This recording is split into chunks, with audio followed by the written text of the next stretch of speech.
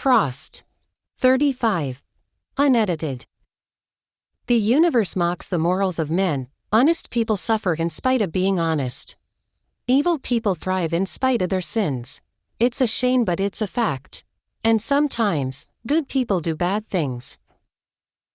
She is losing consciousness. The fall has her feeling like life is being sucked out of her and the alcohol in her system is not making things any better.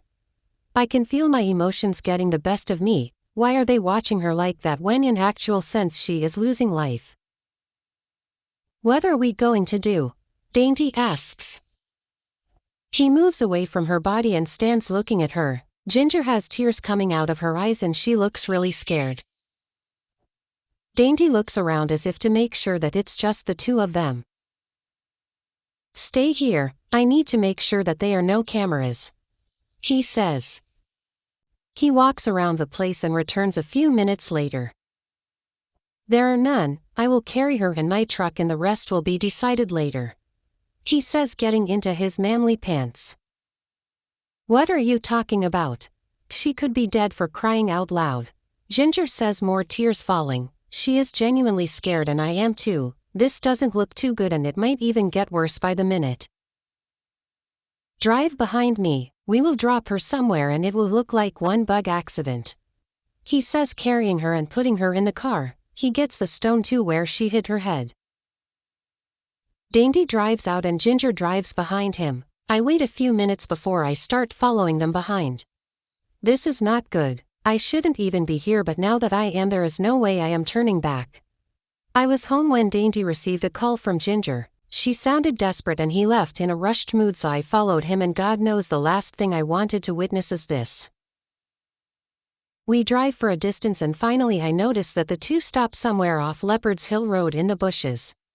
I park a distance away from where they are, praying inwardly that they haven't seen me.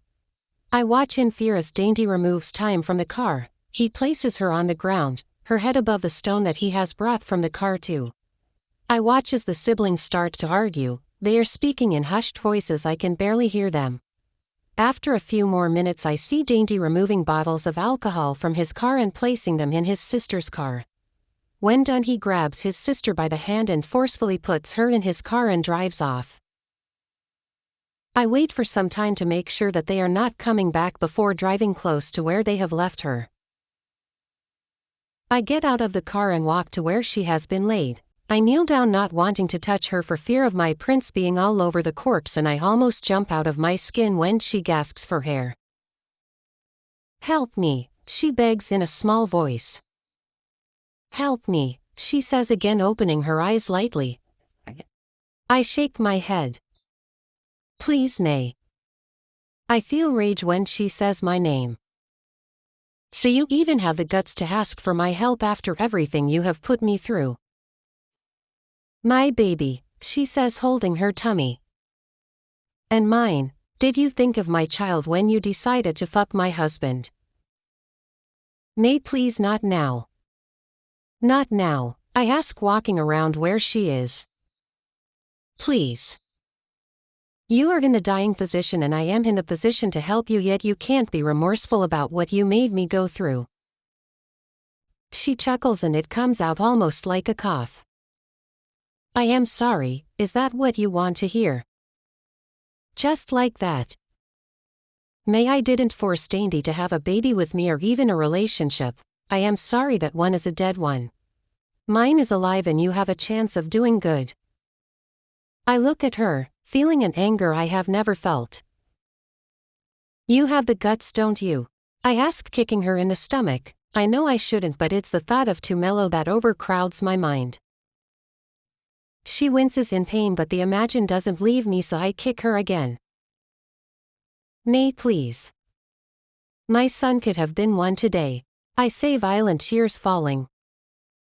He could have had a better future away from all this, I yell, pacing up and about.